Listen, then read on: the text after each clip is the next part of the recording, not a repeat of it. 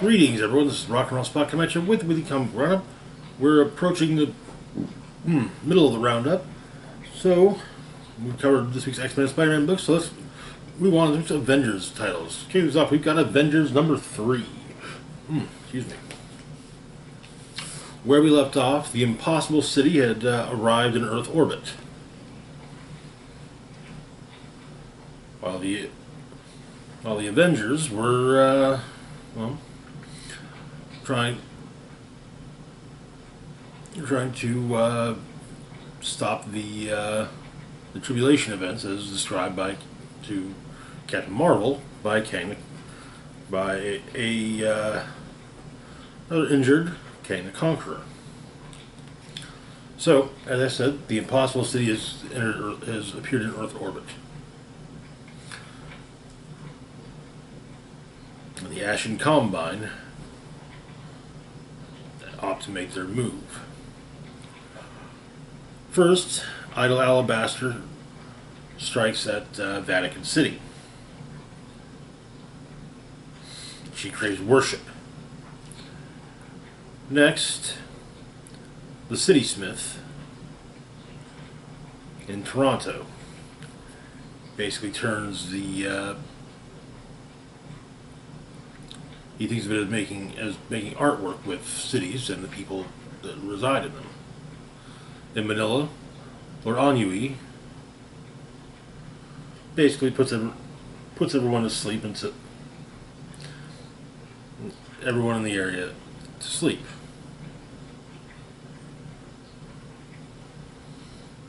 He prefers to travel to the largest density of living minds and the hustle and bustle of urban life. But he brings the gift of respite and stillness, of peace. Then in Sydney, you have the dead, who raises the dead to revenge themselves on those who have forgotten them. Finally, in Helsinki, there's Meridian Diadem. She desires only to consume thinking, intelligent beings, to imprison. At the Jarvis Lounge,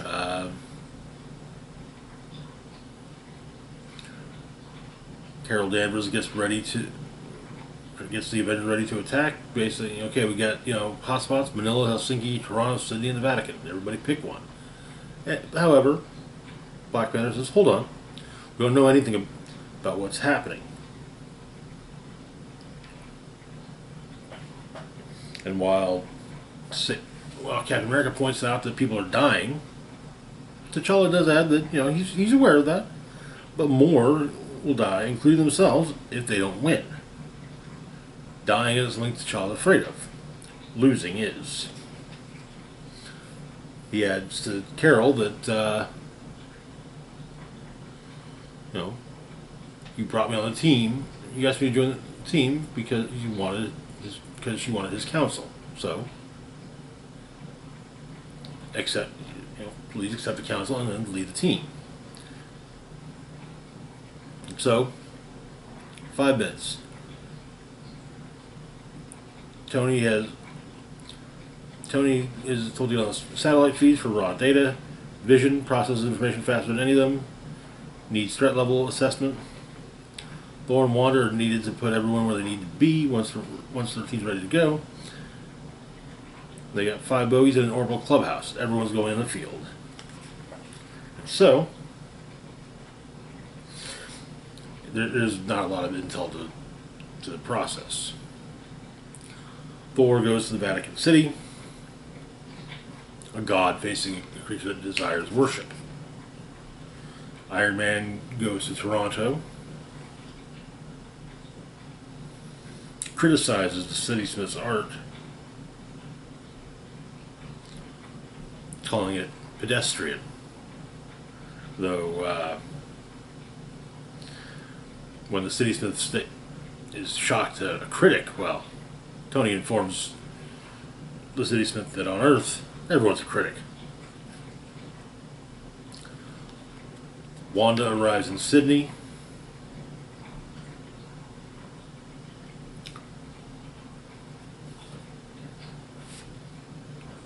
stating that there's always there's always an unquiet with there's fear, there always is with the unquiet dead. But more than that, there's pain. She's no stranger to pain, ghosts.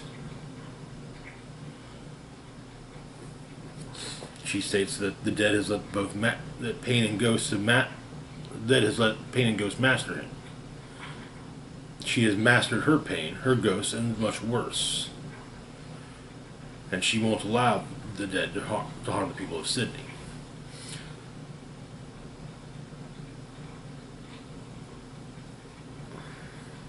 Vision goes after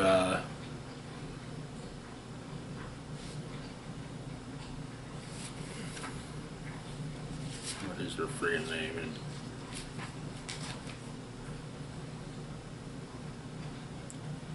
Meridian Diadem in Helsinki,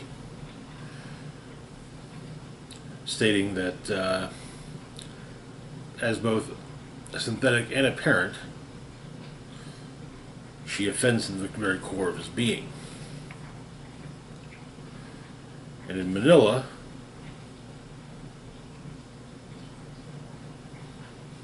Captain Marvel goes to face Lord Ennui,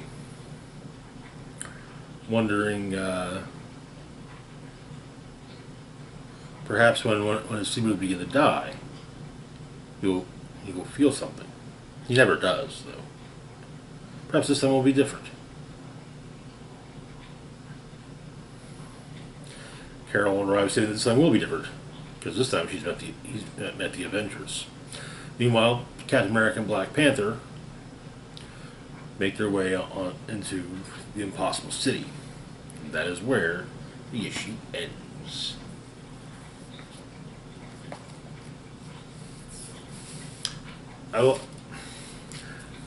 The Ashen Combine, I hate to say it, honestly just feels derivative of pretty much every other huge cosmic group, every quintet of cosmic henchmen that pops up anymore. Now, admittedly, it's nice to see new characters other than just let's drag the Black Order back out. Yeah, they're working for someone other than Thanos this time. Why? Because. So, props there, but yeah, it's cosmically empowered sadists. Whoopee. Moving on though to our next book, we've got Avengers Beyond #5, wrapping up the miniseries, as well as the miniseries duology. It started with All Out Avengers. The Lost One has arrived, and the Beyonder has been stripped of his power by the other Beyonders for comatose Beyonders to power Earth's shield. The issue begins. The Lost One has seemingly won. He has the Beyonder, but the Beyonder no longer has the knowledge of how to deactivate the shield. In the ruins of New York City, the Avengers have found a construct of the Beyonder. This construct is basically the piece of the Beyonder's memory that houses literally the entirety of this construct's being the memory of how to deactivate the shield. Iron Man puts a device on his chair, but the Lost One arrives. Fight breaks out. But Tiamat asks an important question. Where's Captain America? Cap shows up. And they figured out the Lost One's weakness. Celestial blood. Cap has covered himself in it.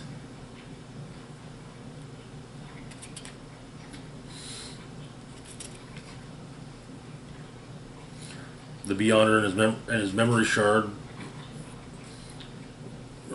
regains his memory shard, The rest of the Avengers also cover themselves in celestial blood and take the battle to the Lost One.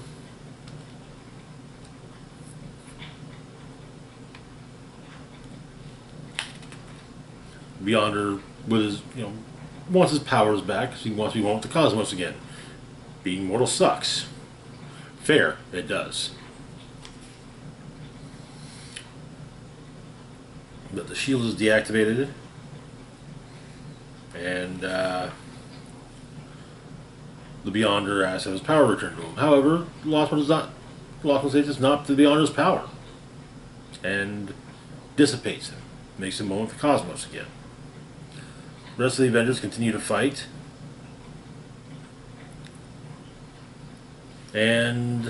but they basically show their resolve and kind of say,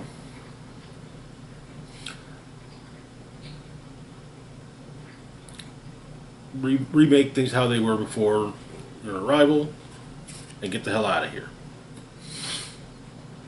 Bring back, return those who have been killed in the since the Lost One arrived. Return them to life, and so they are. It's done. The Lost One leaves Earth to continue his hunt for the Beyonders. He frees Tiamat from his service, saying she has power, but it is not boundless, so use it well while it is there to use.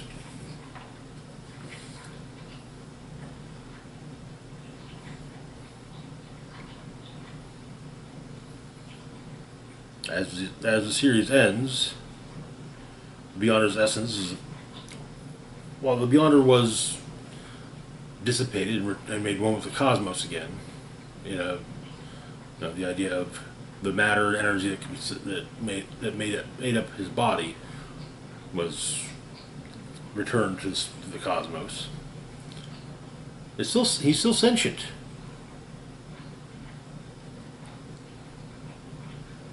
And realizing that no one can hear him.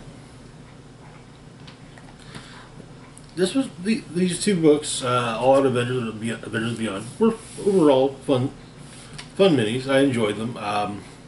Would have preferred practically anyone other than Greg Land doing the artwork, but well, he must know where some bodies were buried to keep getting work. So yeah. Moving on though to our next book, we have another miniseries wrapping up, Hellcat number 5. Where we left off, Hellcat had stepped through the true form door that her ex-boyfriend Spaulding Grantham had made, and came out as a demon. Much to the delight of her ex-husband, Damon Hellstrom, who had helped Spaulding make the true form door. We kind of get a rundown of what Patsy's been through over the years. Apparently her mother always said she was a good girl, but she married the son of Satan. Saw his real face, went insane, killed herself, went to hell, came back, went back to being a superhero. Began to wonder if she was more than what she was before.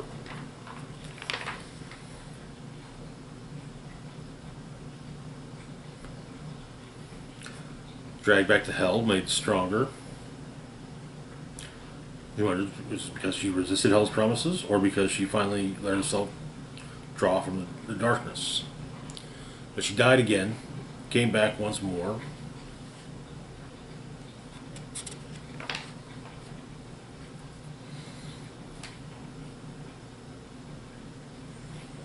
But she says she finally feels like herself in her demonic, kind of demonic feline form. Sleepwalker is tries to stop Hellstrom, but the plan becomes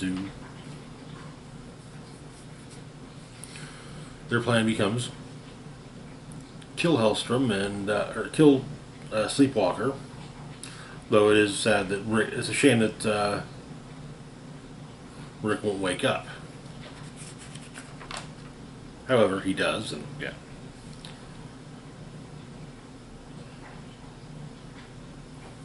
Blackheart shows back up, keeping Damien busy.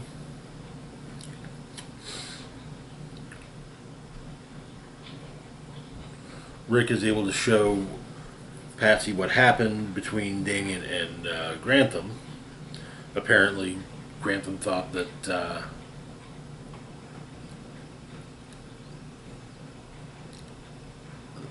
had noted that Grantham had converted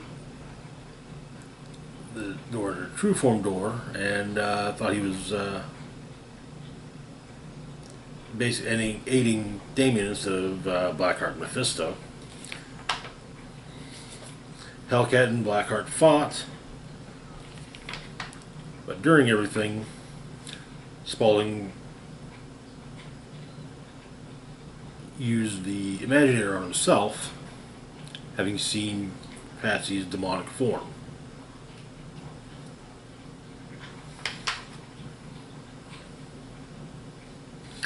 The Sleepwalkers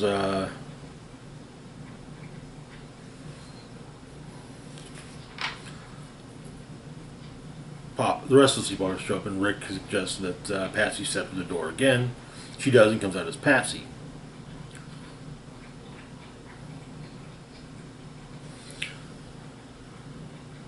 The issue ends with Patsy and Hetty meeting at her friend Chet's grave.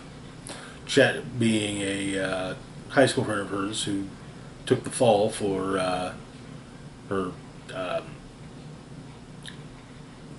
whole, basically what she was doing in high school, writing papers for others. Hetty tells Patsy she's a good person, but Patsy's still not sure. But Patsy ends up checking herself into the Rogers Laval Psychiatric Hospital. Rick, Tony, and She-Hulk are all there. She-Hulk making sure that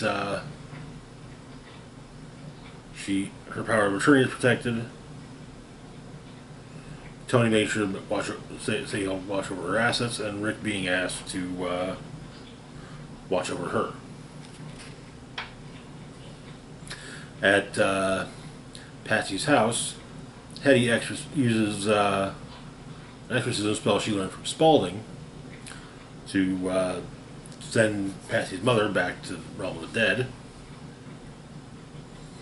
And Patsy costumes up, heads back out into the night. Still not entirely sure if she's a hero or a monster or something else. And that is where the series ends. It's an interesting book. Obviously following up somewhat on Hellcat's arc throughout Christopher Cantwell's recent Iron Man series. It was a fun read though. It was a nice add-on to that overall story. Moving on to our next book, we've got I Am Iron Man number 5, yet another wrap-up issue. So this has been an anthology book of sorts, not the kind where there's a whole bunch of stories in each issue, but each issue is a different story. This time, so we open in Sudan. Iron Man is falling to Earth. His defibrillator is able to. The suit's AI uses its onboard defibrillator to wake him up.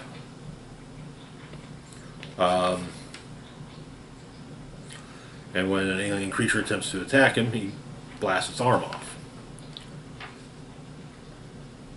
3 months we got a flashback to 3 months previously at the supervillain prison known as the Cube.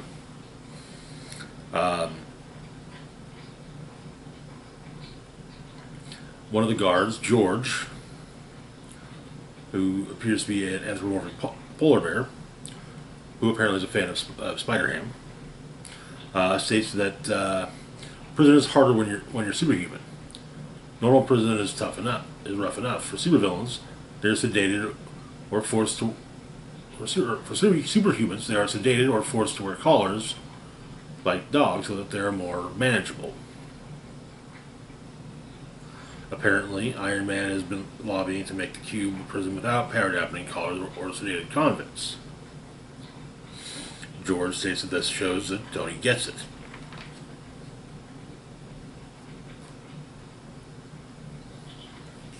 They go to see a young girl named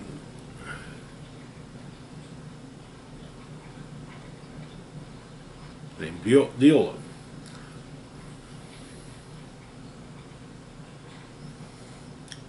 She's one of the best. She's a truly a very talented mechanic, and Tony wants to work with her. She's kind of wondering though why her magnetic powers don't seem to affect Iron Man's armor, and he states that when you fight mega-level mutants who can control metal in their sleep, and crazy scientists who try to exploit the electromagnetic properties of your armor's components, you learn to incorporate countermeasures into your builds. In this case, transistors.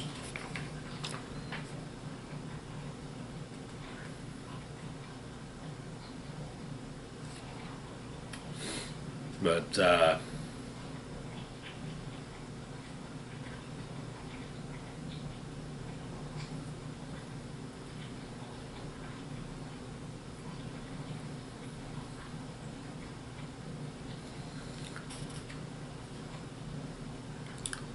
Maria Hill leads a group of S.H.I.E.L.D. agents into attacking the Cube. And it's explained that there is basically, there's a death protocol. Every time that Iron Man, basically Tony Stark dies a lot, and so his memories get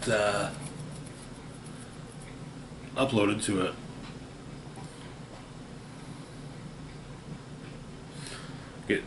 get backed up so that they can be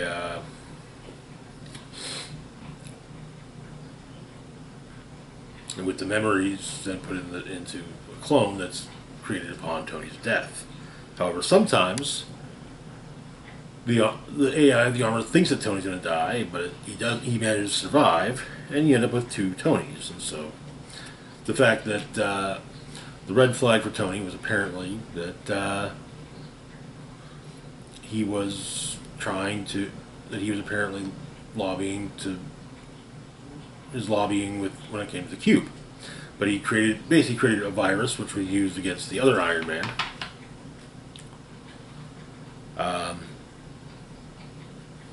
But there's a weapon that's utilized for the whole thing. It's basically created from cloned Tony Stark heads. But an alien ship shows up, and Iron Man gets punched down to Earth into the Sudan. Viola states she knows there's a ship there, but it's cloaked. But she can sense it. It's shielded, so she can't take it apart. Iron Man's arc reactor is removed, but Viola comes down, gives him a new one, and he turns off his electromagnetic and technology countermeasures, and allows Viola to basically buff up his armor. And he takes down the person in question, and then the basically the space version of the gun, the specialized gun, is utilized to take down the ship. Though it does seem that Tony's memory wasn't able to be backed up again.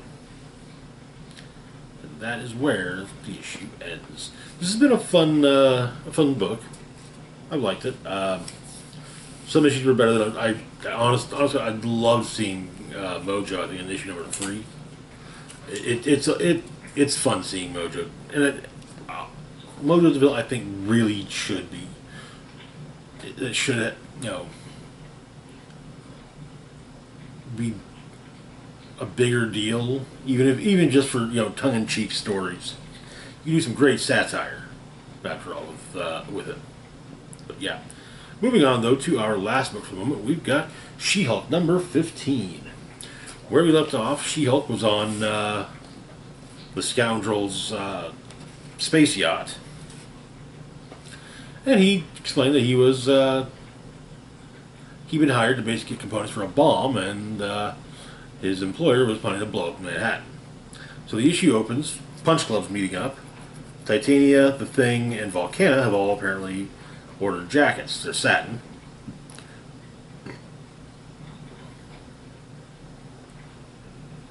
Iron Fist is kind of wondering why they're just hanging out, why they haven't started, why they haven't started yet. But Ben points out they don't start without She-Hulk. But Scoundrel's trying to make sure that She-Hulk stays on a space yacht. It doesn't interfere with his employer because, well, he'll likely be out of work. She calls Jack of Hearts, starts leaving a voicemail, but Scoundrel destroys her phone. Alien invasion occurs. It's part of the client's deal.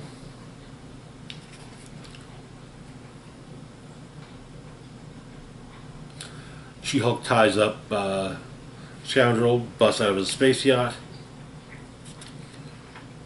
Her and the members of Punch Club deal with the creatures in the park, with She-Hulk telling Ben there's a bomb in a fountain, but she's not sure which one. Jack of Hearts shows up. He got her message, finds the bomb, absorbs the blast.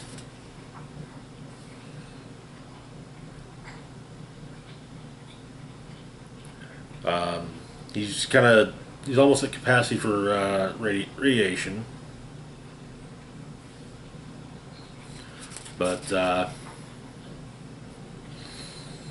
before he flies off to shoot the energy he's absorbed into the sun, him and She-Hulk share a hug and a kiss. She flies up and